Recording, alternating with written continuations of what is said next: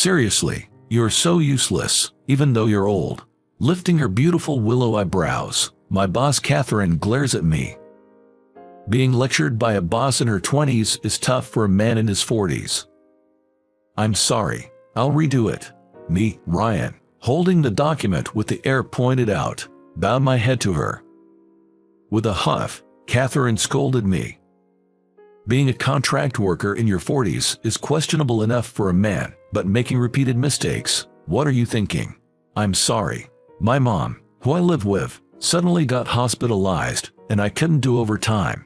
It's an excuse to have to work overtime to produce materials. And you are a third-class person who can't separate your personal life from your work life. That's why they call you a middle school graduate. Some employees chuckled in response to her words. But that's harsh. My father collapsed when I was in middle school. He had a stroke suddenly at work and was taken to the hospital, but he passed away soon after. My mother said, I have enough savings to send you through high school, so go ahead and study. But I didn't. I disliked studying, but more than that, I didn't want to trouble my mother. I started working at a small auto parts factory. It was good that I worked there for many years, but last year, due to the recession, the factory went bankrupt. So, I reluctantly joined my current company as a contract worker. But I was not accustomed to using a computer, so the paperwork was very difficult for me. Even changing the font size was a struggle. And above all, my biggest challenge at this workplace is my boss, Catherine. Being targeted by Catherine. You're having a tough time, huh? No, I'm used to it now. Encouraged by Mike, a full-time employee, I forced a wry smile. Mike, over 50, is a regular employee and also my mentor. I was supposed to become the section chief, you know, but President Johnson forced his way. Oh, I heard the rumor. Catherine got in through connections, right? Exactly. She's President Johnson's niece. It's too weird for such a harsh young woman to become a section chief within a few years of joining, don't you think? What can I say? I muttered vaguely, but inwardly, I thought that might be the case. It's not just me. Catherine is known for being tough on her subordinates. The gossip hits the nail on the head. She probably knows she lacks the skills and is taking out her irritation on the employees. I secretly think so. What are you talking about? Just then, unfortunately, Catherine came over while we were talking, snapping me back to reality. No, it's nothing. Oh, I know. You must have been gossiping about me. You were probably talking about my connections again anyway. Catherine snorted and glared at us sharply. No, that's not what we were talking about. Mike tried to offer a polite smile, but Catherine kept glaring at us without moving. Both of you, an extra hour of overtime. Got it. Yes. I've mentioned that I can't do overtime. Isn't your mother hospitalized? The nurses are there to look after her, so you don't need to assist, right? Her words sparked anger in me. I don't want her meddling in my mom's affairs. Plus, I've told them that I can't do overtime. Acting all high and mighty, what's her deal? But I swallowed the rising emotion and, looking down, said to her, Understood. That's better. She snorted at me and walked away. Man, seriously, what's her deal? Mike, I'm fine, really. But the way she said that, we were bad-mouthing her too, so I guess it's fair. While shaking with anger, Mike tried to smile, and I quietly lifted my head. That's right.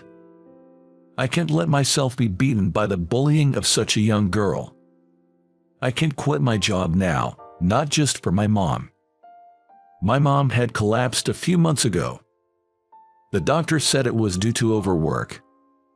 Years of her straining herself suddenly took their toll on her. Well, that's what happened today. Sorry, I come to visit and all I do is complain. No, it shows you're working hard. Just let it all out. Visiting me at the hospital, my mom always had kind words for me. To avoid worrying her, I absolutely can't quit my job.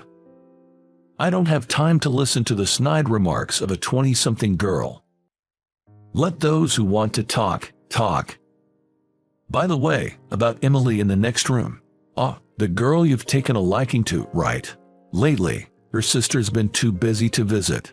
She seems lonely. I'm a bit concerned. Mind if I go check on her? Is it okay if I join you? Yes, of course. Emily is a high school girl hospitalized in this hospital. Bored, my mom had met her in the hospital hallway, and they quickly hit it off. Emily is really honest and adorable, but it's tough for her. Her parents are ill. Well, she's having a hard time. As we walked down the hallway, my mom told me about Emily. And we arrived in front of her room. Emily, how are you? Oh, hi, my sister just came to visit. Oh, is that Susan? Thank you for always taking care of my sister. Hearing that voice, I was startled. It was a voice I recognized. But surely not. Catherine. We looked at each other, our eyes wide with shock. Because there stood Catherine herself. That girl is my sister. Catherine and I were talking in the hospital waiting room. We couldn't have had this complicated conversation in Emily's room, and besides, I didn't want to show my mom that I was being scolded by a younger boss. So, your sister is hospitalized. Yeah, she needs another surgery because of complications from an accident. An accident. When she was little, she had a car accident coming back from an amusement park with our parents. I was home, busy with my thesis and was safe, but... So your parents are? As I asked, she looked down and shook her head. My dad is still bedridden in the hospital. My mom's in a wheelchair, and I take care of her. So, you've been working non-stop for your sister's sake. That's right. My uncle, seeing our situation, hired me through connections. Oh, but I earned my position as section chief through my own efforts. Yet, all you guys do is gossip, which really gets to me. She clenched the can of coffee she was drinking. I'm sorry. I didn't know your situation. Well, at least you're honest enough to apologize. I smiled wryly at her words. But I was surprised to find out that the Susan who Emily admires is actually your mom. I had no idea that the Emily my mom cares about was your sister. That makes sense, she said, taking a sip of her coffee. My mom has been working herself sick since my dad passed away. I didn't go to high school to help her. Now, at my age, I'm just a contract worker. I laughed bitterly at my own situation. She listened to my story, her face turning pale. I didn't know that you had such a hard time. I'm sorry. I thought you just didn't like school and didn't go to high school. I didn't like studying, but I would have preferred to go to high school. It was tough even becoming a full-time employee. She smiled wryly at my words. Then, she looked at me earnestly. I've always been frustrated by the gossip and took it out on you guys. Even though I've worked hard and got promoted, everyone just says it's all connections. I felt like no one acknowledged my effort. But I'll stop now. There are probably many like you, Ryan, struggling in ways we don't see. Everyone's so busy they tend to only see the worst in others. Maybe you're right. After our conversation, my view of Catherine changed completely. She must have been desperate to protect her family. With her father in a coma after a car accident, her mother in a wheelchair, and her sister needing surgery for complications, Catherine's life must be incredibly tough. I couldn't even begin to imagine. And yet, she worked hard and became a section chief. Catherine might be an amazing person. I felt a bit ashamed. I hadn't been doing overtime because of my mom's illness, relying on being a contract worker, maybe even avoiding working hard. She must have been tirelessly pushing forward despite her difficulties. But surely, that made her blind to her surroundings. Maybe you should take some time off.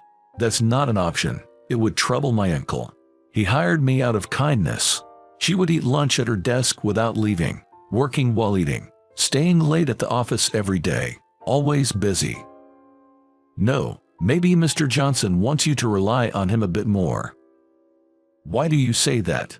Since I'm closer in age to Mr. Johnson, If I were him, I'd want you to depend on me more. I shared my thoughts. Then she cheerfully said, you know, advice from someone older does carry a different weight. Ah, you're back to your usual self, Catherine. Oh, really? Was I off before? Yes. You seemed down earlier. Well, I was upset with myself for blaming someone in the same situation. It's understandable I'd feel that way. She smiled sadly at my words. But you've reflected on it now, right? If only reflection could make everything okay. Don't worry, being aware of oneself is important, I said, smiling at her. Somehow, that makes sense to me. Just the wisdom of life experience. We looked at each other and laughed. I had always thought of her as overly assertive and tough, but maybe a woman needs to be that clear-cut to grab a position in her 20s. And perhaps that stubbornness was necessary to overcome her difficult life. From that day on, Catherine changed remarkably. In what way, you ask? Hey Ryan, there's a mistake in this document. I'm sorry. I've corrected it for you, so be careful next time. Thank you. While she still pointed out mistakes firmly, she began to offer subtle support. Man, what's up with Catherine lately? Mike asked me, looking concerned. Who knows, something must have happened. I said, smiling at him. And there was a change in me too. Hey, have you thought about attending an online university? But I haven't studied for over 20 years. That's exactly why you should do it. It's never too late to start. You're right. Thank you for the advice. Each time I visited my mom's hospital, I ended up talking with Catherine, who was visiting her sister Emily. I took your advice and leaned on my uncle a bit, and he said I could use my paid leave next week. That's great to hear, and I'm a bit happy you took my advice, Catherine. Don't get it twisted.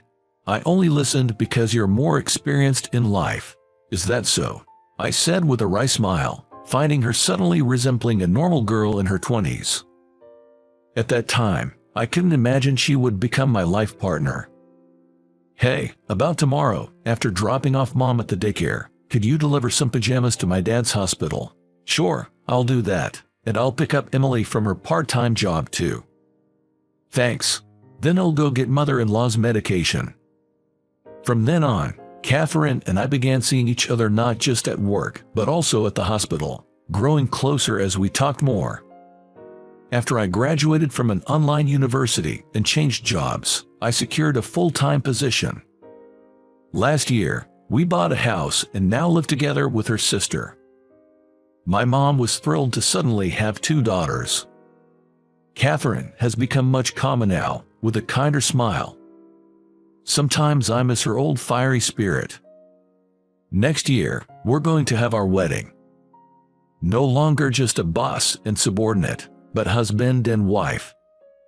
I'm determined to make her happy for life, and today, like every day, I'm enjoying our busy life together.